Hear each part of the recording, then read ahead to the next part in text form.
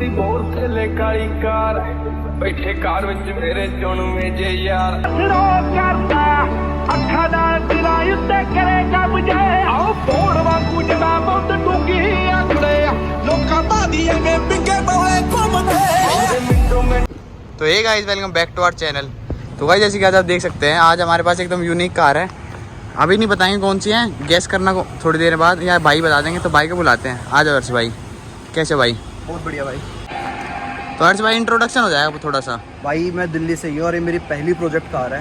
ये आपकी project car है मतलब? भाई मेरी प्रोजेक्ट कार है भाई। ये ना ही मेरी डेली कम्यूट की कार है, हाँ जी, और ना ही मतलब कुछ ऐसा ही मेरी प्रोजेक्ट कार है जिसको मैंने मॉडिफाई करने के पर्पज से ही लिया है। और स्टार्टिंग से ही JDM में मेरा इंटरेस्ट था, तो इसलिए मैंने इसको जैसे देख रहे हो, तो ये बिल्कुल जापानीज थीम पर ही ऐसा ग्राफिक्स भी, और एक्चुअली भी जापानीज थीम की ही गाड़ी है JDM, अगर लोगों को समझ आ रहा हो। तो भाई एक बार इसका नाम तो बता दो, कई को कुछ लगेगा। मित्सुबिशी लांसर इवोल्यूशन 6 है। ये इवोल्यूशन 6 है? इवोल्यूशन 6 है। तो भाई बिल्कुल स्टॉक कंडीशन में ली थी आपने? ये भाई इवोल्यूशन 6 की बॉडी को मैंने इंडियन लांसर पे फिट करा है, और जो इंडियन लांसर थी वो बिल्कुल स्टॉक कंडीशन में थी। बट अगेन उसकी सारी की पूरी बॉडी के पार्ट्स हटवा के मैंने इस पे जापानीज बक बॉडी जो इंपोर्ट करवाई थी वो लगवाई है। तो कहाँ से कर ली भाई आपने, और कितने के लिए कुछ पूछे? तो भाई जो कार मैंने परचेज करी थी वो मेरे को यूपी से लेनी पड़ी, क्योंकि दिल्ली में मेरे को लांसर मिल नहीं रही थी। मैंने 3 महीने पहले ही ली है।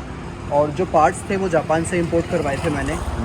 दिल्ली और जो लखनऊ से मेरे को लांसर मिली थी वो अराउंड मेरे को 70,000 की मिली थी। सिर्फ 70,000 में? कौन सा मॉडल है भाई ये 2010 का मॉडल है। मतलब अभी इसका 1 ही साल बचा है? हाँ, इसका 1 साल बचा है दिसंबर तक का। तो क्या सोच के आपने लांसर पिक करी? कोई और कार देखी नहीं आपने इसके अलावा? भाई कोई और कार मैंने इसलिए नहीं देखी कि मेरे पास जो बॉडी के पार्ट्स मैंने मंगवाए थे वो लांसर पर ही बॉडी टू बॉडी फिट हो सकते थे जी। बाकी किसी की चेसी पर वो फिट नहीं होते, और मेरे को उसकी चेसी में मॉडिफिकेशन करनी पड़ती। अच्छा। जो पार्ट्स इंपोर्ट करवाए थे वो तभी ये सोच के मंगवाए थे कि वो लांसर पर ही फिट करवाऊंगा मैं। तो मतलब आपका इंटरेस्ट लांसर में ही था, और पार्ट्स भी आपके पास लांसर के? मेरे पास पार्ट्स भी लांसर के थे, मेरा इंटरेस्ट भी लांसर को ही बनाने का था। ओके भाई। तो फ्रंट से बात करें आपने, फ्रंट में क्या क्या चेंज करा दिया इसमें? फ्रंट में मैंने इसकी हेडलाइट, इसके साइड की जो ब्लिंकर्स होते हैं वो, इसके फॉग लैंप्स, इसका बम्पर, इसका बोनेट, सब कुछ चेंज करवा दिया। Evo 6 का है पूरा? ये सब Evo 6 का ही है भाई। तो ये भाई क्या, कौन सी ये एल्यूमिनियम है भाई। एल्यूमिनियम? ये जैसे कंपनी से आता है वैसे ही? हाँ, वहाँ का स्टॉक है Evo 6 का स्टॉक ही एल्यूमिनियम ही आता है। तो क्या कॉस्टिंग थी भाई, अगर एक एक चीज़ की पूछे तो? पूरी बॉडी की किट जो पड़ी थी मेरे को 1 लाख प्लस की पड़ी थी, प्लस उसके बाद कस्टम के जो चार्जेस लगे थे वो 25,000 के अराउंड अलग लगे थे मेरे। तो ऑर्डर कैसे, किसी को भाई को पता ना हो तो जापान से कैसे ऑर्डर करे? तो क्या भाई काफ़ी टाइम पहले एक कॉन्टैक्ट था मेरा एक फ्रेंड जापान ही गया हुआ था, तो उसके थ्रू पर हुए थे। अब वो भी वापस आ चुका है। उस टाइम पर कुछ ऐसे हमारे कॉन्टैक्ट बने कि एक गाड़ी डिसमेंटल हो रही थी जिसके पार्ट्स हमने मंगा दिए। तो ये बाय चांस की बात थी कि ऐसे हो गए थे।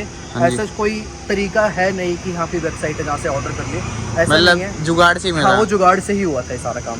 तो इसमें ये फॉग लैम्प, बम्पर, और ये फॉग लैम्प, बम्पर, इसकी हेडलाइट, इसकी साइड की लाइट्स, इसका फेंडर, इसके चारों गेट, इसका साइड स्कर्टिंग, इसकी डिग्गी, इसका स्पॉइलर, सब कुछ ही स्टॉक कुछ नहीं है मतलब? कुछ भी नहीं है स्टॉक। इसकी स्टॉक सिर्फ छत है और कुछ नहीं है। ये फंक्शनल है भाई? ये हाँ, ये फंक्शनल है। ये ऐसे ही आते हैं, कोई कटवा के डिज़ाइन के लिए नहीं है। ये वेंटिलेशन के लिए प्रॉपर बनाए हुए हैं Evo 6 के लिए। ये काफ़ी अच्छी वेंटिलेशन होगी। देखो यहाँ से भी खुला हुआ है, यहाँ से भी, और यहाँ से हुआ है, यहाँ से भी है। एरोडायनेमिक्स तो मतलब अच्छी है। हाँ। परफॉर्मेंस के लिए भी करवा रखा है भाई कुछ? परफॉर्मेंस के लिए भी नहीं करवाया मैंने। अभी ये स्टॉक 105 bhp की जो लांसर आती थी 1500 cc वाली पेट्रोल इंजन, ये वही है। तो कैसे लगता है अभी तक इसका, अगर स्टॉक पे पूछे तो? देखो, अगर मैं ये सोच के चलूँ कि मैं 14 साल पुरानी गाड़ी चला रहा हूँ तो उस हिसाब से बहुत अच्छा है। प्लस मित्सुबिशी का इंजन ऑल ओवर वैसे भी अच्छा है।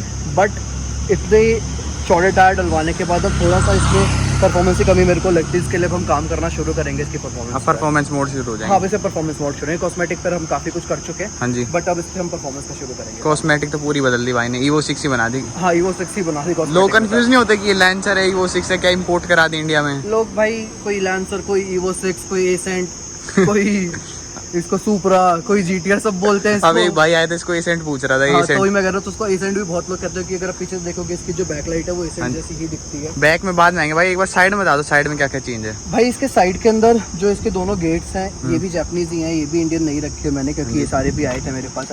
तो ये चेंज ऐसे डायरेक्ट फिट हो गए पुराने? हाँ, बिल्कुल डायरेक्ट, ऐसे कोई प्रॉब्लम नहीं है। बोल्ट टू बोल्ट फिटिंग हुई है भाई इनकी, इसमें कोई भी प्रॉब्लम नहीं है। देन इसकी जो साइड स्कर्टिंग्स है ये ऊपर से लगी हैं, ये इसके पार्ट ये डोर पर ऊपर ही फिक्स है, ये अलग से कोई पार्ट नहीं लगाया है। ये पूरा डोर ही ऐसे था, ऐसे डोर ऐसे ये हाँ, ये डोर की ही शेप पूरी ऐसे जो आपने जापान से किट मंगाई उसमें ऐसी हाँ, उसके अंदर ऐसे ही थे। देन उसके पीछे का ये वाला पैनल अलग से लगा है जी। और ग्राफिक्स मैंने इसके बाद में करवाए हैं। और लॉइस का क्या साइज है भाई पूछे तो? भाई इसके अलॉय जो है ये 17 इंच के हैं और 11J इसकी विड्थ है। हाँ जी। अगर एग्जैक्ट स्पेसिफिकेशन इसकी भाई पूछोगे तो 225/50 R17। तो भाई आप कितने का पड़ी है कॉस्टिंग अलॉयज और टायर की पूरा? भाई अलॉय और टायर मेरे को अराउंड 80,000 के पड़ गए थे। तो आपने स्टॉक टायर्स पे चलाई थी इसका? स्टॉक टायर पर चलाई थी मैंने। जब इसको लखनऊ से लेकर आया था तो मैं स्टॉक टायर्स पर ही लेकर आया था। इनफैक्ट बॉडी चेंज कराने के बाद भी मैंने इसको 15-20 दिन स्टॉक टायर पर ही चलाई थी।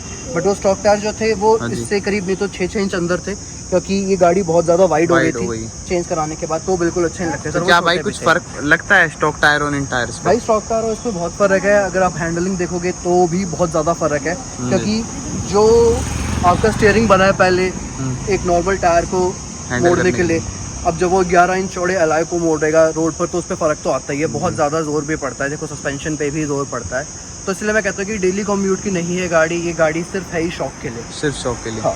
क्या कॉस्टिंग थी भाई इन अलॉयज की पूछता हूँ? भाई अराउंड मेरे को 80,000 के पड़ गए थे जी।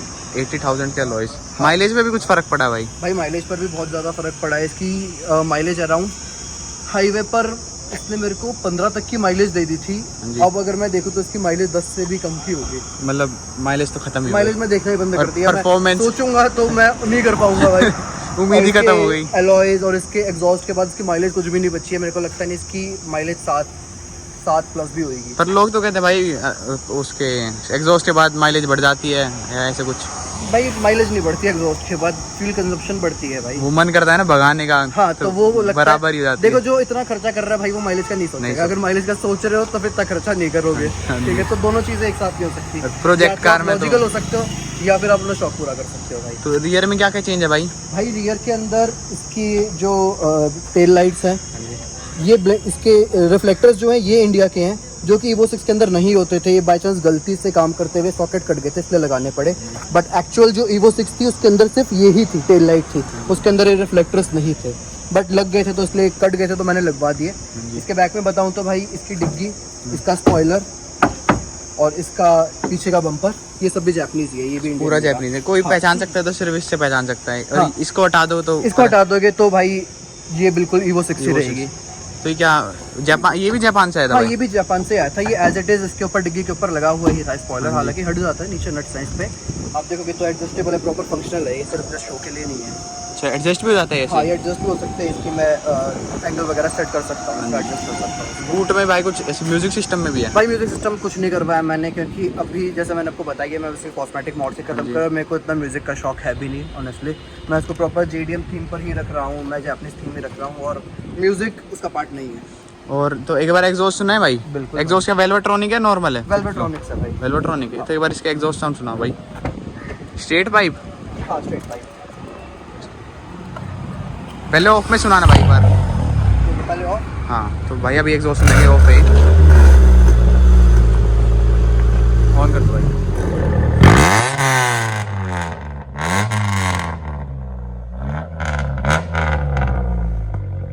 भाई तो बहुत लाउड है। हाँ भाई, मतलब आज तक जितनी मैंने गाड़ी सुनी सबसे लाउड यही थी। हाँ, नॉर्मल वेल्वेट्रॉनिक्स और स्ट्रेट पाइप के बाद भी मैंने जब एक इवेंट में गया था वहाँ पे कंपेयर करा तो वहाँ जाके पता चला कि दोनों चीज़ें भी करवा रखी हैं लोगों ने, बट नॉर्मल सेम जगह से सेम काम हुआ सेम यही डुअल टिप एग्जॉस्ट और सेम इसका स्ट्रेट पाइप डालने के बाद भी पता नहीं क्यों ये बहुत ज़्यादा लाउड है। कुछ ज़्यादा ही लाउड है, बहुत ज़्यादा है ये।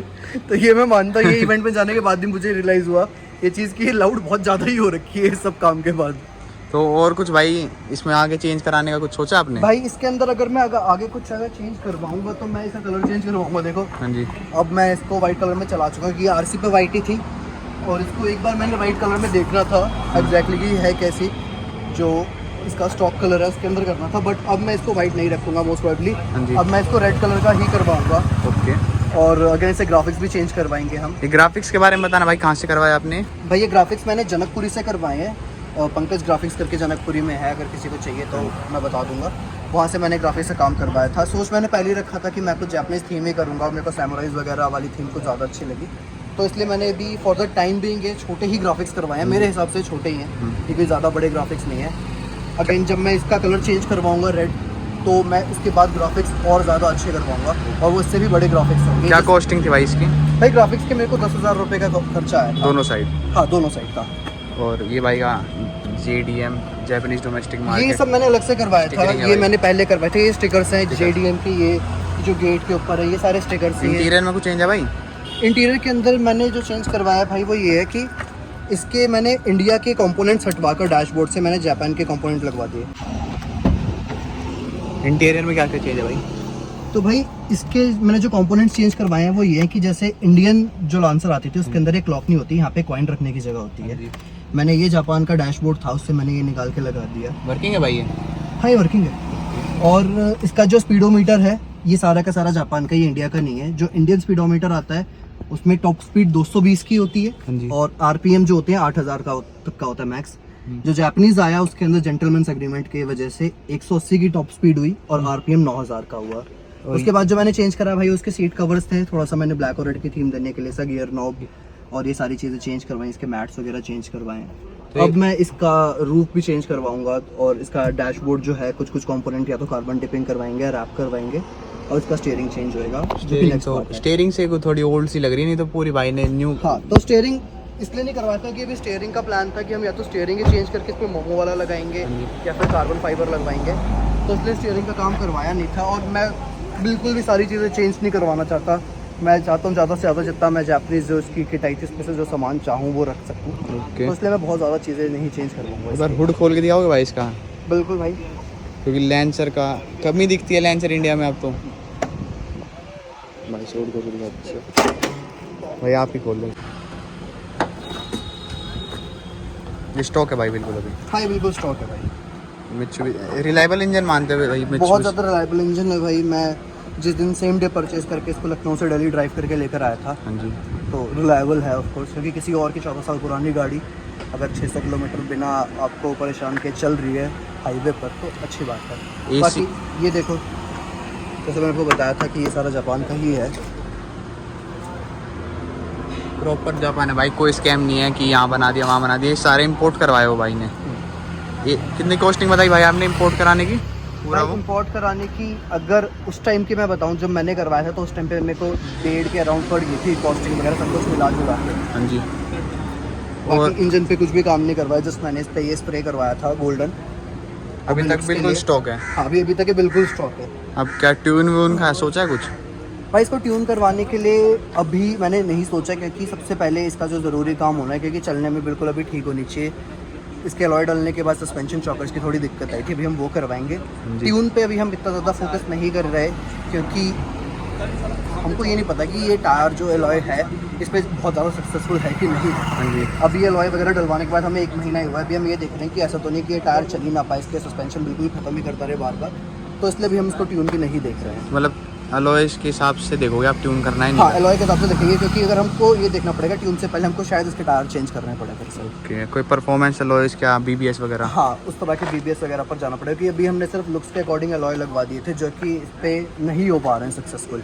इसका टायर अगर मैं तुम्हें दिखाऊँ तो इसके टायर को बहुत जगह से कट चुके हैं। सेडान्स में भाई बड़े टायर लगाना और ये ये देखो, भाई कट गया ये सारे जो यहाँ से। प्रॉपर कटा ही है। मेरे को उसकी रबड़ के चिप्स मिलते थे जब मैं इसको टायर अलॉय लगवा के जब मैं घर आया था, सेम डे मैंने देखा था तो यहाँ पर ऐसे भरे हुए थे इसके रबड़ के चिप्स, हाँ जी। इस तरह से कटे थे ये अलॉय इसके। तो मतलब ये सिर्फ लुक्स के पर्पस के लिए लगवाया आपने? ये सिर्फ लुक्स के पर्पज़ के लिए लगवाए हैं। अभी गाड़ी रेडी करनी थी, हम लेकर आ गए थे और पार्ट्स वगैरह लगवा दिए थे और मिहिर के साथ हमारी वीडियो आनी थी। हाँ जी। तो ये बहुत जल्दी में काम कर रहा है। उस टाइम पे इतना सोचा भी नहीं और चीज़ें पता भी नहीं थी भाई इतनी। अब जब चला रहे हैं लगवा ली चीज़ें तो पता चलता है, अपनी गलती से सीखता है। और पहली प्रोजेक्ट का आ रहा है जैसा कि मैंने बताया, तो इस हिसाब से धीरे धीरे पता चल रहा है। तो हो सकता है हमको उसके टायर चेंज करवाने पड़े।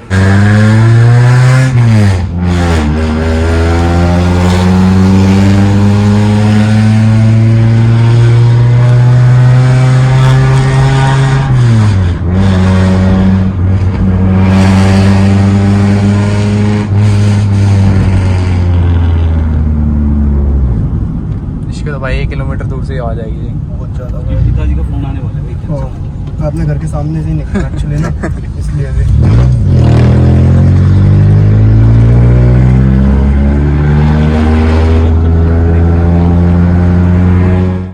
तो गाइस ये था हर्ष भाई की लांचर का ओनरशिप रिव्यू भाई। थैंक यू हर्ष भाई अपना रिव्यू शेयर करने के लिए। तो भाई से मिलवाएंगे अगर आगे कुछ नया काम हुआ तो। बिल्कुल मेरे भाई।